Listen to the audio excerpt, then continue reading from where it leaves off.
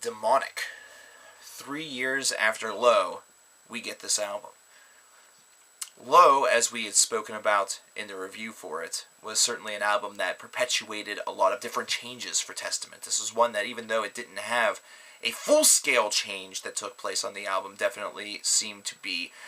heralding on some of the different things that we were going to be hearing from the band in the coming years after it. For one, there was a gruffer tone to it, vocally from Chuck Billy, which certainly was magnified on Demonic. Vocally on Demonic, we definitely see Billy transitioning to and fro from a death metal moniker, basically,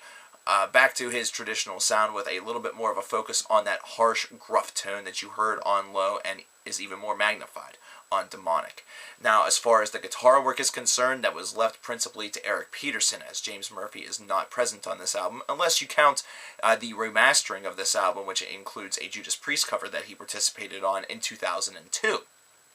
However, as a result, there is definitely a much darker tone musically on this album, especially with the guitar work, which also seems to be very, very geared and very, very focused, very, very tailored a little bit more toward a death metal practitioner's taste. And that is certainly something that continues to be present, even though there are minor deviations that showcase the band's more classic thrash sound to and fro, here and there, but not everywhere. Eric Peterson and Chuck Billy, by the way, are the only two original members of the band that were present on this album. This is certainly one where we're starting to see the revolving door of different individuals that are coming in to help out this band and kind of enhance their lineup, continuing to take hold. And there certainly is a something that can be said about the songwriting that can be said from that. You really need to be able to gel with some of these individuals very, very quickly. Either that or at least take some time to really hone in the craft and definitely shape a sound, which is something that Demonic definitely did, and that's something that needs to be offered high praise for it. Demonic, right from its cover, you can understand, is going to be a noticeably darker album than perhaps anything that Testament has done before. Just take a look directly at the scene that's basically set in front of you, which is resembling an African-style exorcism. This is something where there is a cut mask, a mask that is made of the individual's face, and then the nails are driven into the mask, and that represents the exorcising of all of the demons from the individual, which is kind of an interesting idea, which is 100% totally sold and satisfied by the music that you hear. You definitely hear things that have a lot more of an evil and a very demonic underbelly to it, something that has a lot more punch, a lot more panache to it, if you really want to go that far. This is certainly something that is a wide deviation from what we have heard on albums such as The Ritual and even on Low, even though that darker tone definitely seemed to be already present. Musically speaking, as far as death metal is concerned and thrash metal is concerned, or death thrash or thrash death, whatever you really want to call this album, it definitely has moments where it is rock solid and other moments where it just feels as though it kind of falls flat. This is an album that is chronicled with its first two tracks being very, very solid, very, very good, and it kind of showcases the difference in style and the differences in tone right away, and kind of gets you used to it and kind of gets the feel of the album really out there right away, and something that you don't necessarily need to use a spyglass or a Little Orphan Annie decoder pen to really understand. And this is where I really feel that this was a great idea that perhaps just had a lot of promise, but the execution on it definitely felt as though it were a little bit rushed, because after these tracks, you definitely have tracks such as John Doe that have a lot of power behind it, a lot of energy behind it, but at times this is also an album that feels as though it falls a little bit flat. It falls a little bit, it's kind of easy to kind of dismiss it a little bit, and it's not principally because of the change that has taken place here. We also see a little bit of an expansion of this change on their following album, The Gathering, but we don't know about this yet in this element of the timeline.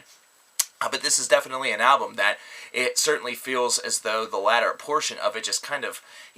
saunters on and doesn't exactly do much in order to really wow a listener all of that much. Definitely not as much as the first half of the album, which definitely keeps a listener at every turn kind of questioning what's real in the Testament universe, but doing so in a good way as opposed to doing so in a way that really turns off people and turns them away from the band. This was instead something that we kind of saw Chuck Billy having a lot of freedom and experimentation with. This is something that he'd already kind of taken part in a little bit and had already experienced and experimented experimented with the Testament work on previous songs and even a little bit on the previous album, Low. This is certainly not something that was brand new to listeners, unless they were listeners that were fairly undereducated about what Testament had been about ever since their inception point.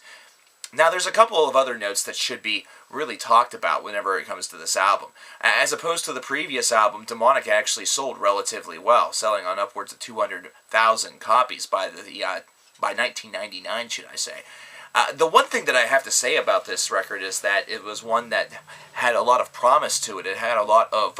backing to it that was promised to the band, and it was certainly something that whenever the representation and everything went under, that was something that left a lot of copies just kind of abandoned in warehouses and really not at the shelves, or, the band wasn't exactly promoted exceptionally well during this time period in order to really boost the sales. This is definitely something where I feel that Low and Demonic and even The Gathering are three albums that certainly, in today's market, if they were to be brought back once again, because they'd already been remastered, but they kind of need to, get the remasters back out in the stores, I would still perform very well, especially with Testament's new wave of popularity that has come throughout the releases of their newest albums. This is certainly one where I think there's a huge interest in this band once again, and a huge mythos to it that certainly needs to be explored by younger and younger listeners that are perhaps listening to the newest two albums, thinking that perhaps this is a band that has only done a couple of works as opposed to a lot. This is an album also that I feel is underappreciated from some individuals that are very highly critical of the sudden change. I mean, we already